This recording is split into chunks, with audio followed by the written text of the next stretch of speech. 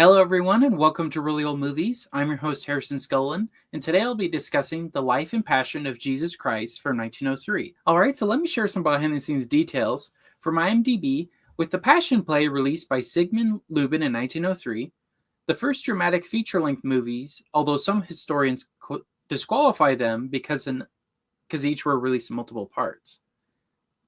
Another detail, Pathé's famous rooster logo could be spotted in almost every scene in this movie.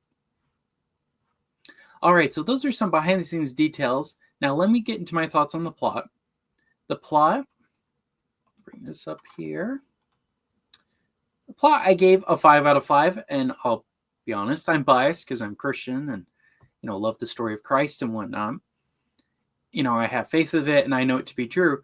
But what I love about it, and with that aside, is I think this film really highlights the main events of his life very, very well.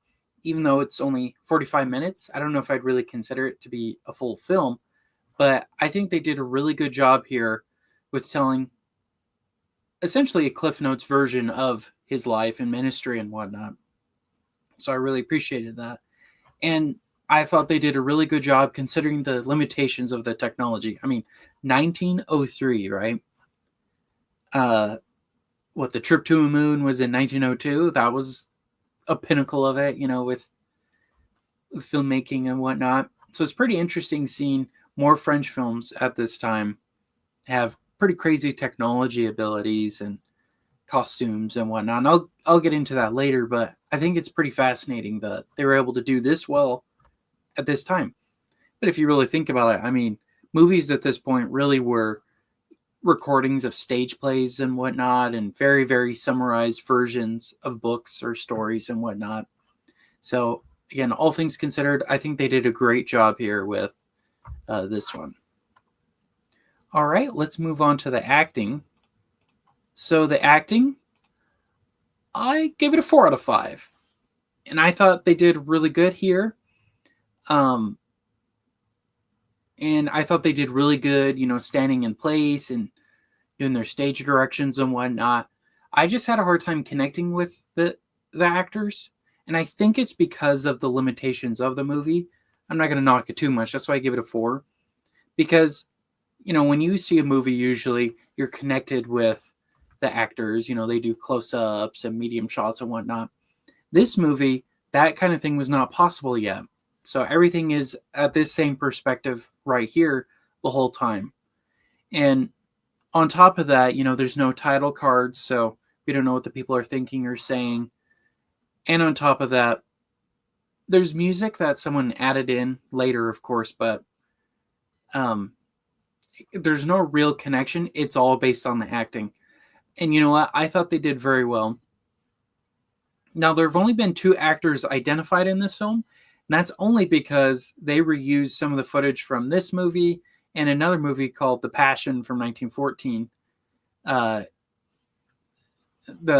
director used the footage from both of those films in another film called Behold the Man from 1921. And that is the only reason why we know who these people are. But other than that, couldn't tell you. Which is pretty crazy, right?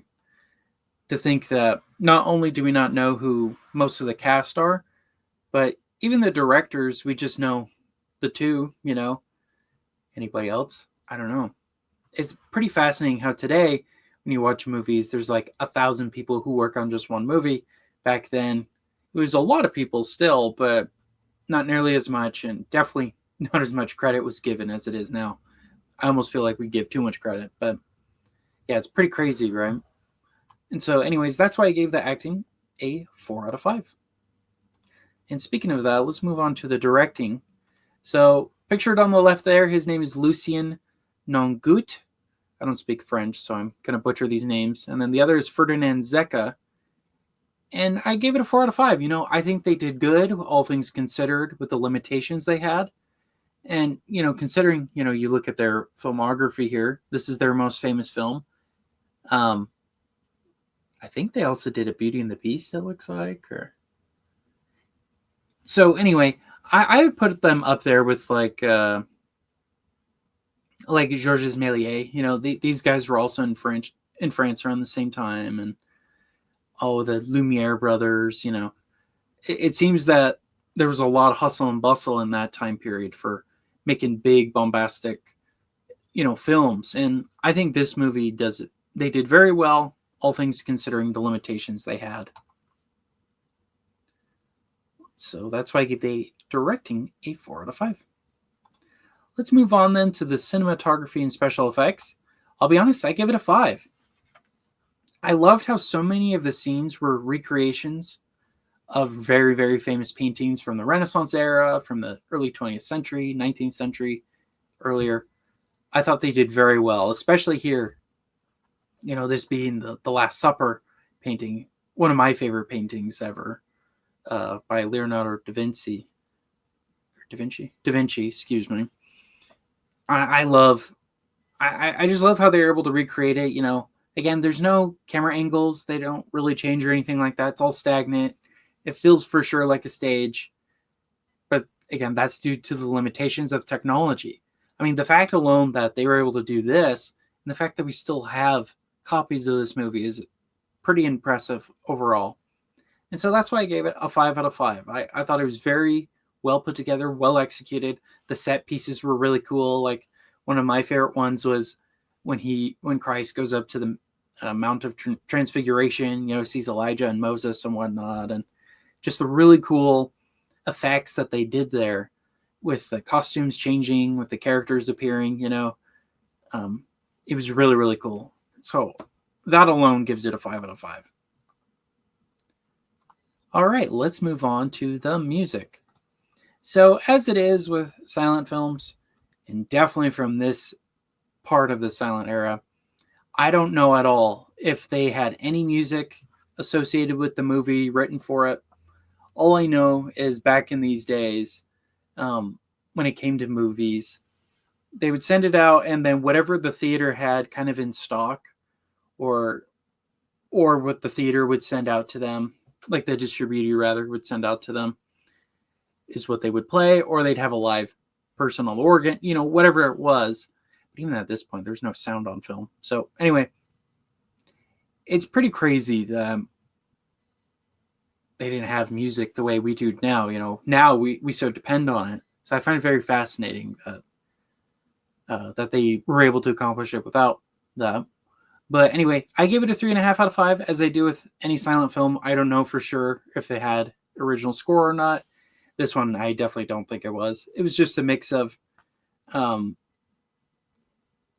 famous compositions by like Wagner and Tchaikovsky and all that. The usual public domain music you hear all the time, which I love. It's some of my favorites. So I had a great time with it, but I don't think it was the original intention. One of them, though, that I really liked, I believe it was in the Hall of the Mountain King. The song that goes do do do do do do do do do do do do. I'm pretty sure that was the song at the end they had for when Christ is resurrected and whatnot. I thought it fit very well with that scene, and so whoever put that together did a great job. But that's why I gave it a 3.5, because again, I don't know for sure. All right. So let's move on to the overall score. So the overall score is a 4.3 out of 5, which is an 86% on Criticlist. And so now let me break down my score overall on Criticlist. There wasn't any graphic language, considering how it's a silent film, but also because there's no title cards. So there's that. And it's a biblical story too. You're not going to have that in biblical film, at least not at this time period. Violence, there's a bit, we see the crucifixion, but it's from a distance, again, at a similar camera angle to what we're seeing right here, where you don't really see anything. There's no blood or anything like that either. It's very, very tame. And again, you don't really see it. So that's why there's a bit there. Nudity and sexual content, none. Political bias, none. Family friendly, I would say very much so. But I will say, I don't think this film would be good for a general audience. Not because of the subject matter. I think everybody will benefit from this story, but it's more so that not only is it a silent film, which is already hard enough to get people to watch, it's a silent film that doesn't have title cards. It's all just movement and action. And you're just kind of figuring out what's going on as it's going along. Very, very different. And again, like I said, it's already difficult enough to get people to read title cards. I'm more than positive it'd be even more challenging to get someone to watch this. But if you do, I think they'll greatly benefit from it because I really like it. And I definitely think it's very family friendly. And that kind of goes into my entertainment value. I think it's very much so. But again, I'm very biased. You know, I'm Christian. I believe in Christ. So I don't know if maybe that is kind of clouding my judgment of it. But I think it really is a triumph in cinema history. The fact that in 1903, they were able to make a film that was 45 minutes long without any of the stuff that we have today, you know, the camera angles, the score, you know, dialogue and all that. They were able to accomplish this without any of that. And I think that's pretty amazing. And that's a testament to just how powerful film can be with just visuals. Because it's a very visual medium. I mean, this kind of proves that. All right. And so overall, would I recommend this movie? Absolutely. Even if you're not Christian or if you don't believe in God or anything like that, I think you would benefit from seeing this movie, definitely from a historical perspective. Because this is again, a triumph in technology and in the fact that they were able to make a movie that was 45 minutes long, all that with amazing set pieces and, you know, different scenery changes and whatnot. It was very impressive. I would call it like a filmed stage play. So if you're into stage plays, you'll really like it and really benefit from watching this. It's definitely a higher production value than that. All right. And so with that, those are my thoughts overall on The Life and Passion of Jesus Christ from 1903. And that's today's movie review.